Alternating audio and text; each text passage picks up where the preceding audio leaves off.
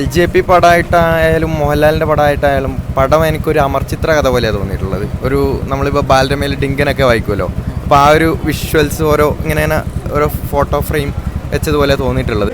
നല്ല രസമായിരുന്നു. അതിന് ഒരു കോമിക്കൽ ഒരു വൈബ് ഉണ്ട് എന്ന് വെച്ചാൽ ഫൈറ്റൊക്കെ ഇതിന് അൺറിയലിസ്റ്റിക് ആണെങ്കിലും അതുകൊണ്ട് വൃത്തികേടാവില്ല. കാരണം എന്താണെന്ന് വെച്ച് കഴിഞ്ഞാൽ ഇപ്പോൾ നമ്മൾ ബാലരമ അങ്ങനത്തെ തന്നെ കോമിക്സ് ഒക്കെ പണ്ട് വായിക്കുമ്പോൾ അതിനകത്ത് തന്നെ അൺറിയലിസ്റ്റിക് ആണെങ്കിലും നമുക്ക് പണ്ട് ഇഷ്ടമായിരുന്നല്ലോ, അപ്പോൾ ഒരു ആ വൈബിനകത്ത് ഒരു സെലിബ്രേഷൻ ഉണ്ടായിരുന്നു. തിയേറ്റർ എക്സ്പീരിയൻസ് അടിപൊളിയായിരുന്നു. സൂപ്പർ.